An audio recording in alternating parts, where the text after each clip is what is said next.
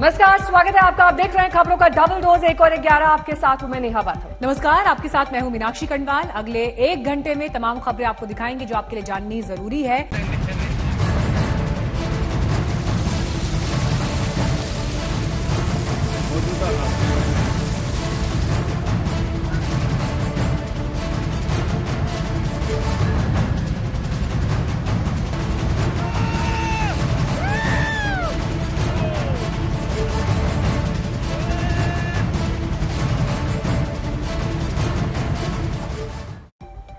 देश भर में इस वक्त मौसम कहर ढा रहा है। जम्मू कश्मीर के गांदरबल से लेकर हिमाचल प्रदेश के धर्मशाला तक में पानी का कहर दिखाई दे रहा है। आपको तस्वीरें भी हम दिखा रहे हैं मौसम के इस तेहरी मार की। गांदरबल में बादल फटने से हड़कंप है, तो राजस्थान से यूपी तक आकाशीय बिजली गिरने से 60 से ज्यादा लोगों की मौत हुई है। तो वहीं बिहार, यूपी के कई शहर सैलाब से परेशान हैं। लेकिन सबसे खतरनाक हादसा जो दिखाई दिया, उसका कहर उत्तर प्रदेश और राजस्थान ने झेला। लेकिन इस बीच अब एक ना चली और जिस रफ्तार से पानी आ रहा है, आधी से ज्यादा। धर्मशाला में कल देर रात से ही भारी बारिश हो रही है। भगसुनाग में पार्किंग तालाब में तब्दील हो गई। ये तस्वीर भी धर्मशाला की ही हम आपको दिखा रहे हैं। रक्कड़ इलाके में सड़क नाले में तब्दील हो गई। ये कांगड़ा की तस्वीर आप देखिए, यहां पर भी हालात खराब हैं। यहां ये जो सैलाब जैसा मंजर है, ये बीते कई दिन से देखा जा रहा है। कांगड़ा में बादल फटने की घटना हुई है और उसके बाद बाढ़ जैसा नजारा।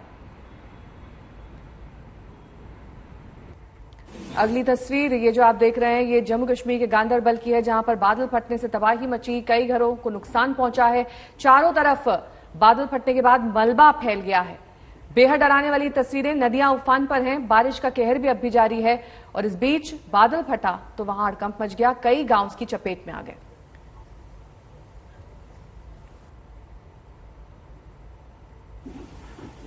कुदरत का कहर इन 5 जगहों पर साफ तौर पर देखा जा सकता है, जहां पर बेबसी का आलम है, क्योंकि लगातार बारिश भी हो रही है और इस बीच बचाव करने के भी सारे रास्ते अपनाए जा रहे हैं।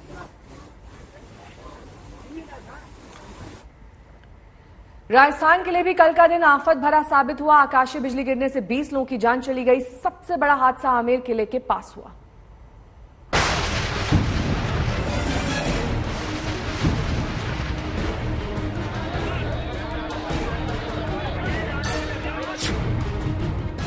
जयपुर में आसमान से गिरी मौत की बिजली।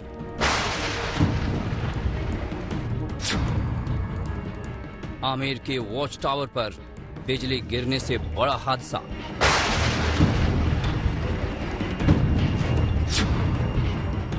बिजली गिरने से कई लोगों की मौत।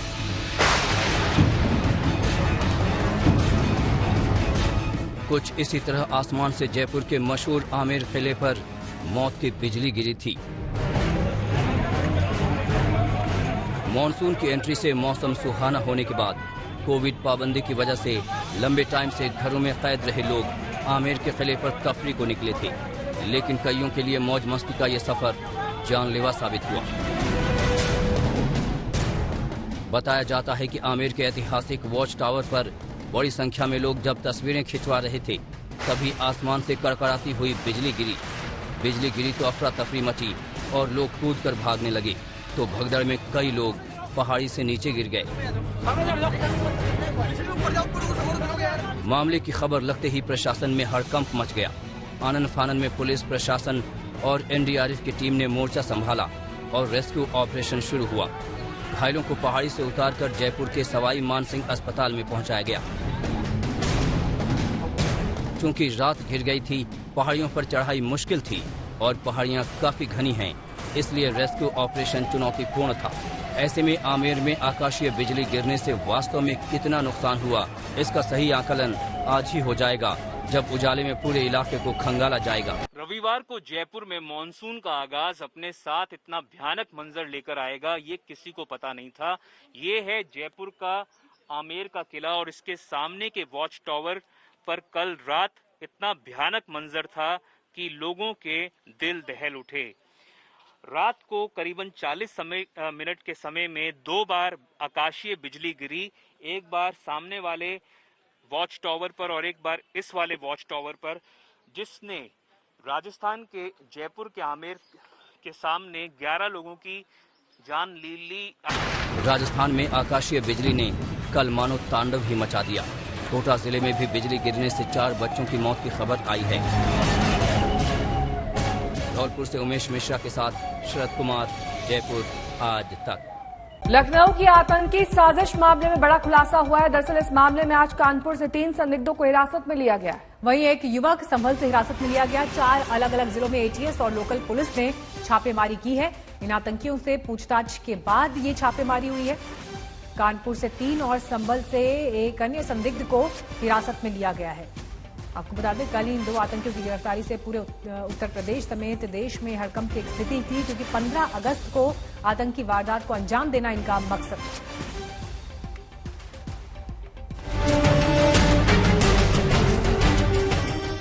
वो 7 चेहरे रच रहे थे सबसे बड़ी साजिश। साजिश 15 अगस्त पर धमाके की। साजिश थी पूरे यूपी को दहलाने की।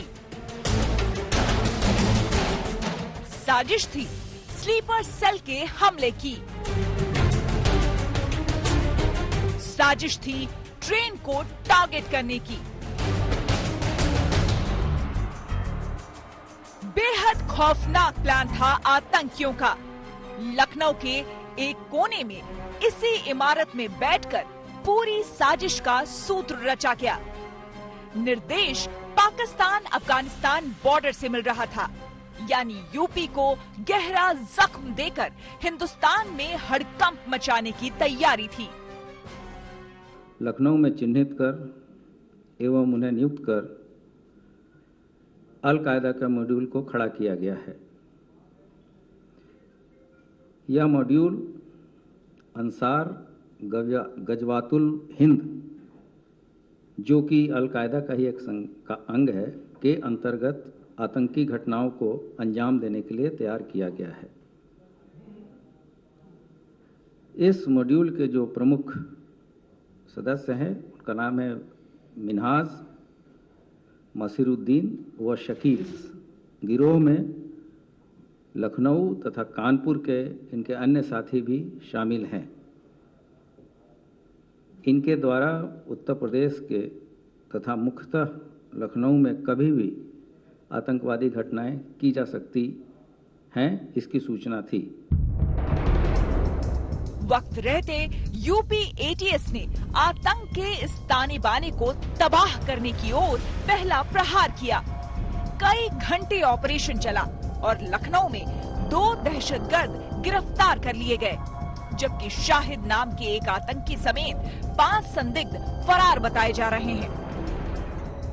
अल कायदा समर्थित अंसार गजवातुल हिंद के 2 आतंकवादियों को गिरफ्तार किया। उनके पास से एक आईईडी बरामद हुआ, एक पिस्टल बरामद हुई तथा भारी मात्रा में गोला बारूद बरामद हुए हैं। और प्रारंभिक पूछताछ के बाद से उनके अन्य साथियों का भी पता चला है। इसके लिए हमारी टीमें लगातार प्रयासरत हैं। गिरफ्तार मिन्हाज और मसीरुद्दीन अपने आका के निर्देश पर तमाम आतंकी साजिशों को अंजाम देने में जुटे थे, लेकिन उनकी कार की वजह से सारी साजिश का पर्दाफाश हो गया। वो कार जिसके जरिए आतंकी टेरर प्लान के लिए अलग अलग शहर जाते थे, कभी जम्मू, कभी श्रीनगर तो कभी लखनऊ। लेकिन कार की लोकेशन के आधार पर जम्मू एटीएस ने सुराग जुटाए, यूपी एटीएस से मदद मांगी और जांच में सब कुछ शीशे की तरह साफ हो गया। अब इन दहशतगर्दों का मंसूबा भी जान लीजिए। अलकायदा से जुड़े आतंकी पूरे यूपी को दहलाना चाहते थे। सूत्रों के मुताबिक सीरियल ब्लास्ट वाली साजिश को 15 अगस्त को अंजाम देना था। साथ ही आतंकी ट्रेनों को भी टारगेट करने की तैयारी में थे, ताकि यूपी बिहार के मजदूरों को निशाना बनाया जा सके। लेकिन बारूद सुलगाने से पहले ही आतंकियों के अड्डे पर सुरक्षा एजेंसियों ने शिकंजा कस लिया। अन्य टीमों के द्वारा इन आतंकवादियों के अन्य सहयोगियों के तलाश के लिए विभिन्न स्थानों पर दबिश दी जा रही है। पूछताछ के दौरान हिरासत में लिए गए अभियुक्तों द्वारा अपने सहयोगियों के घर से भाग जाने की बात बताई गई है, जिसके क्रम में एटीएस की टीम द्वारा स्थानीय पुलिस से सहयोग लेकर सघन चेकिंग कराई जा रही है।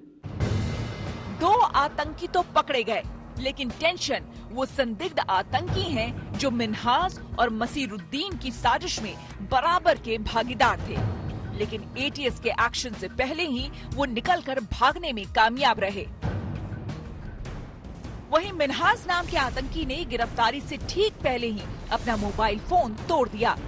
पास में मौजूद सभी कागजात आग के हवाले कर दिए ताकि टेरर कनेक्शन का सच सामने न आ पाए। अब असल चुनौती उन फरार आतंकियों की गिरफ्तारी है।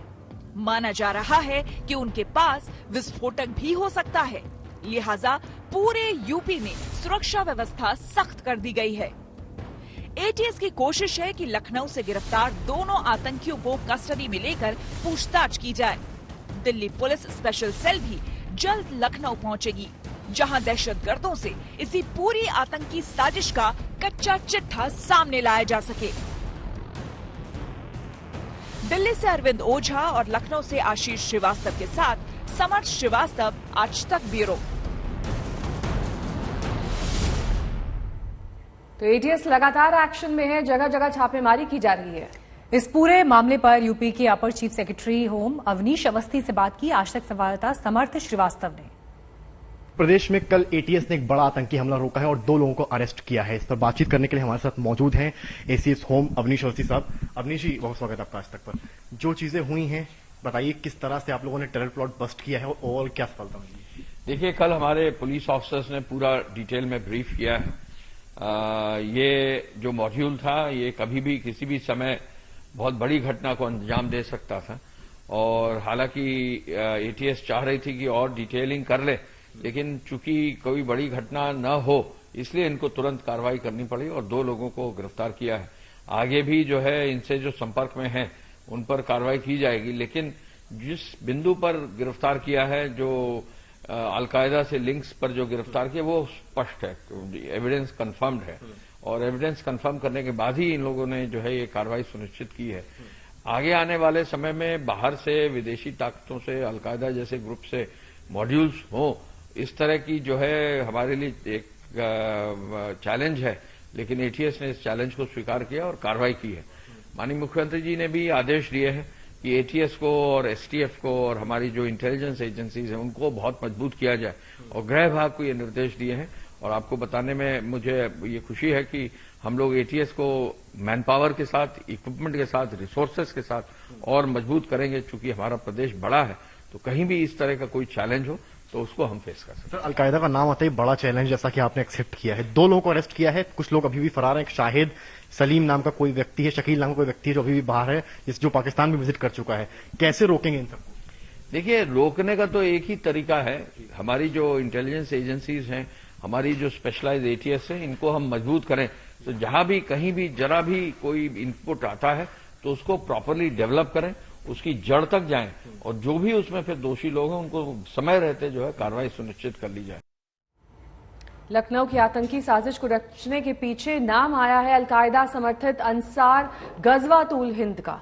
कश्मीर के दहशतगर्दों से भी कनेक्शन साबित हो रहा है। पाकिस्तान अफगानिस्तान बॉर्डर पर बैठे हैंडलर को लेकर भी अहम खुलासा हुआ है।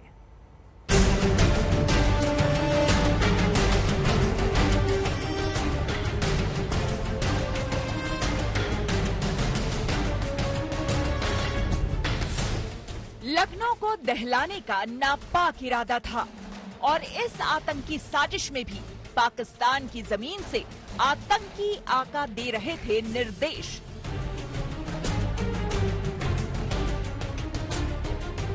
कल एटीएस के एक्शन में मिन्हास पकड़ा गया, मसीरुद्दीन भी गिरफ्तार हुआ।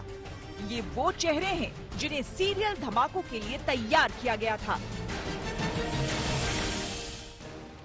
सारा फरमान एक एक हुक्म मिल रहा था।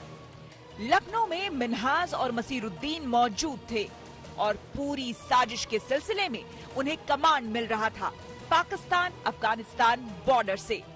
वहां बैठा था उमर हलमंडी नाम का आतंकी।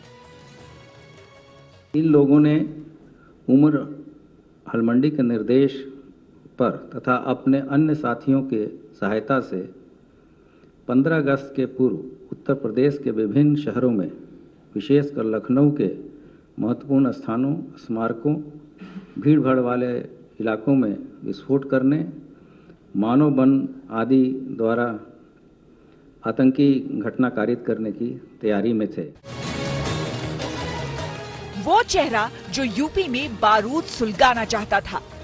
दरअसल उमर हलमंडी का असली नाम सैयद अख्तर है। माना जा रहा है कि उमर यूपी के संभल का रहने वाला है।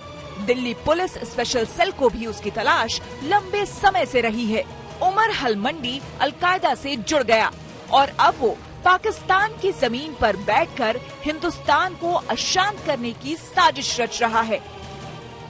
लखनऊ के काकोरी इलाके से पकड़े गए अलकायदा के अंसारुल गजवातुल हिंद के मॉड्यूल के दोनों संदिग्ध पाकिस्तान और अफगानिस्तान के बॉर्डर पर बैठे उमर हलमंडी से निर्देश ले रहे थे। उमर हलमंडी पाकिस्तान में बैठकर हिंदुस्तान को दहलाने की नापाक साजिश रच रहा था और इसके लिए DIY मॉड्यूल पर दोनों ही संदिग्धों को ट्रेंड किया जा रहा था।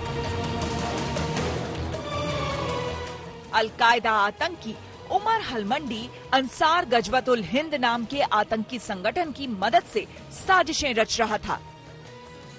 में सीमा पार से लोग लगातार यहाँ पर आतंकी गतिविधि करने का प्रयास कर रहे थे। ये मॉड्यूल हम लोगों ने डेवलप किया ATS ने, और इसमें आज जब उस समय बड़ी कामयाबी मिली जब हम लोगों ने अलकायदा समर्थित अंसार गजवातुल हिंद के 2 आतंकवादियों को गिरफ्तार किया। उनके पास से एक IED बरामद हुआ, एक पिस्टल बरामद हुई। इस आतंकी संगठन का नाम पहली बार नहीं आया। लखनऊ के आतंकी साजिश की जिस कश्मीर कनेक्शन की बात हो रही है, अब उसे ठीक ठीक समझिए। 2016 में सुरक्षा बलों ने आतंकी बुरहान वानी को मार गिराया था। उसी के सफाये के बाद जाकिर मूसा ने इसकी नींव रखी और आतंकी साजिशों को अंजाम देना चाहा। अब अंसार गजवतुल हिंद की मदद से ही अलकायदा अपनी साजिशों को अंजाम देने की फिराक में था। अफगानिस्तान पाकिस्तान की जो ड्यूरंट लाइन है, उसके पास पेशावर और क्वेटा क्षेत्र में, जो कि पाकिस्तान में, वहाँ से रह के इन चीज़ों का संचालन करता है तथा लोगों को वो इंडॉक्ट्रिनेट करता है तथा रेडिकलाइज करता है तोड़फोड़ और आतंकी गतिविधियों में शामिल होने के लिए। और उन्होंने ही इनके साथियों ने और इस मॉड्यूल को डेवलप किया। पाकिस्तान अफगानिस्तान बॉर्डर से ब्लास्ट की साजिश रची जा रही थी, लेकिन ATS की मुस्तैदी ने हर साजिश को नाकाम कर दिया। आशीष श्रीवास्तव और समर्थ श्रीवास्तव के साथ कुमार अभिषेक, लखनऊ आज तक।